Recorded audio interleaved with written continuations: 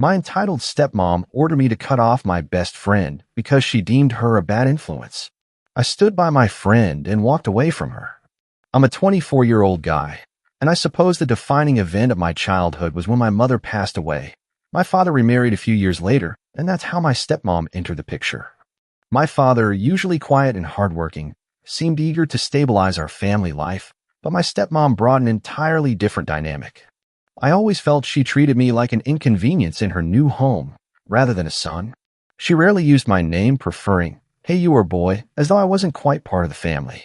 During that same turbulent time, I met my best friend. We were both 9, bonding over a silly game of tag at school. Her sense of humor and kindness glowed even in our earliest encounters. We lived on neighboring streets, so we'd spend countless afternoons tackling homework together or riding bikes around the block. She supported me through the confusion of losing my mother and adjusting to a new stepmom. Whenever my stepmom's snide comments brought me down, my friend was the one who'd cheer me up, telling jokes or sharing snacks she'd snuck from her own house. She was my safe harbor in an otherwise unsteady world. My stepmom, from the get-go, didn't hide her dislike of my friend. Maybe she saw how crucial my friend was to me, someone who anchored my self-esteem. She'd make remarks like, "Shouldn't you be more focused on your chores than hanging out with that girl?" Or, "Don't rely on her, you need to do things for yourself." My father, for his part, tended to stay neutral, possibly relieved I had someone to confide in, but also unwilling to stand up to his wife. I learned to tune out her negativity, hoping it would fade once she realized how important my friend was to me. But the older I got, the more my stepmom's resentment grew.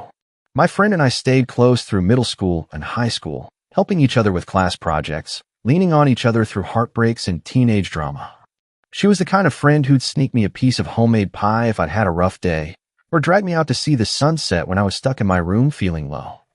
My stepmom would see these gestures and roll her eyes. More than once, she told me, "That girl is a distraction."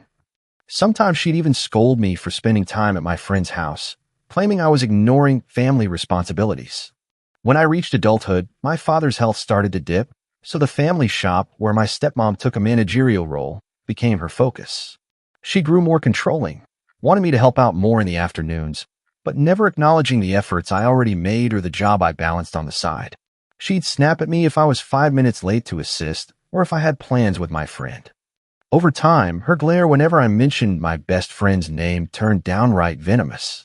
One evening, after I'd gotten back from seeing a movie with my friend, my stepmom ambushed me in the living room. She demanded, "Why do you waste so much time with that girl? She's a bad influence." I can feel it.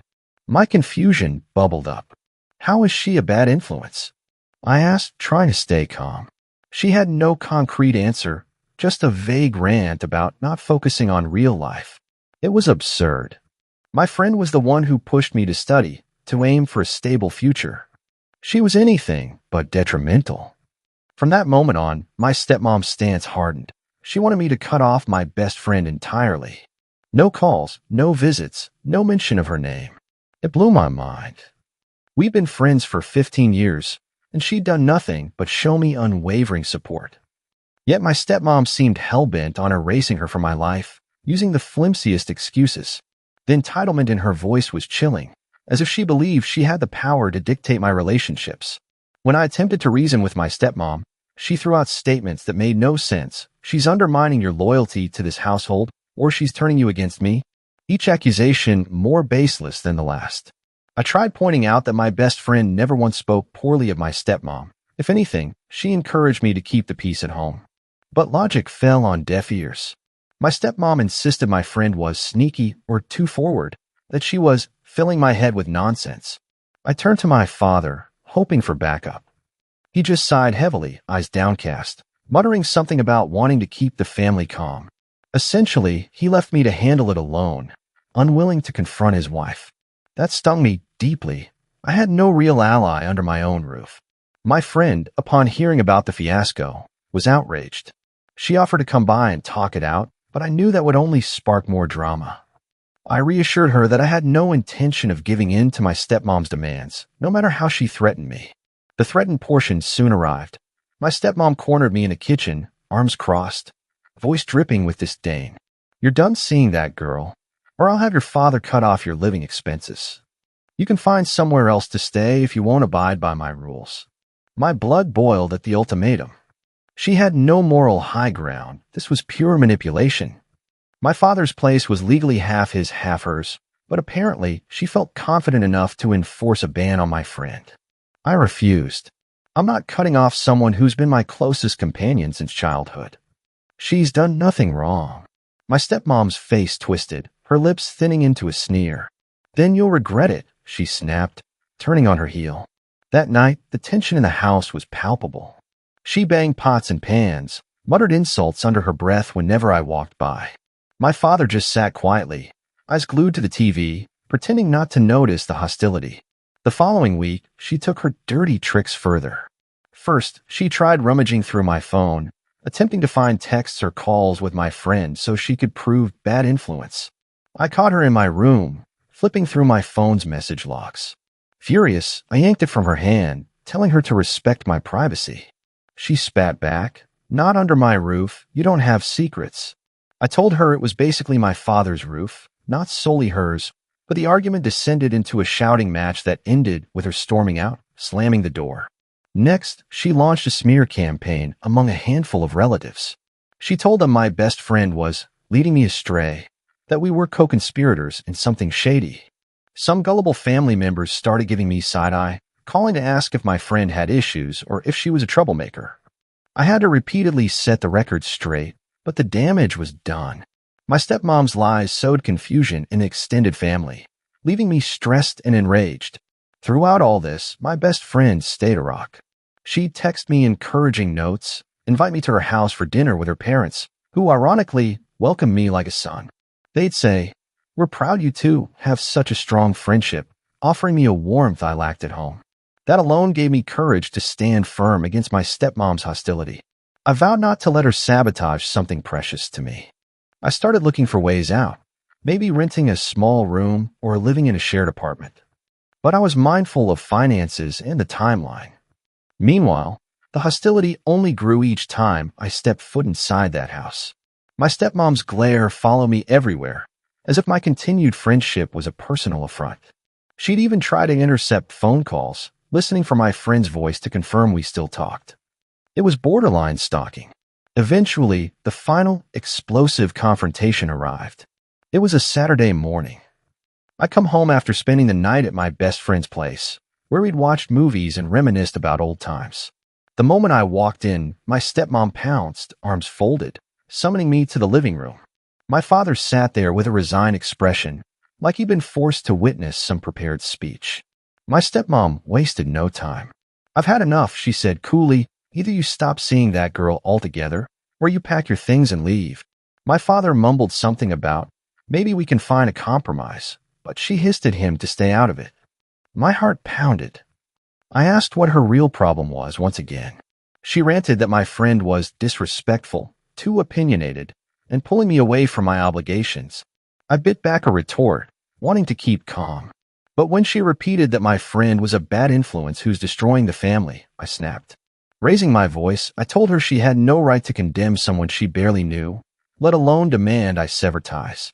I listed the ways my friend had helped me over the years, supporting me academically, comforting me when I was grieving, guiding me through personal dilemmas. All things my stepmom was never around for, or never cared to help with.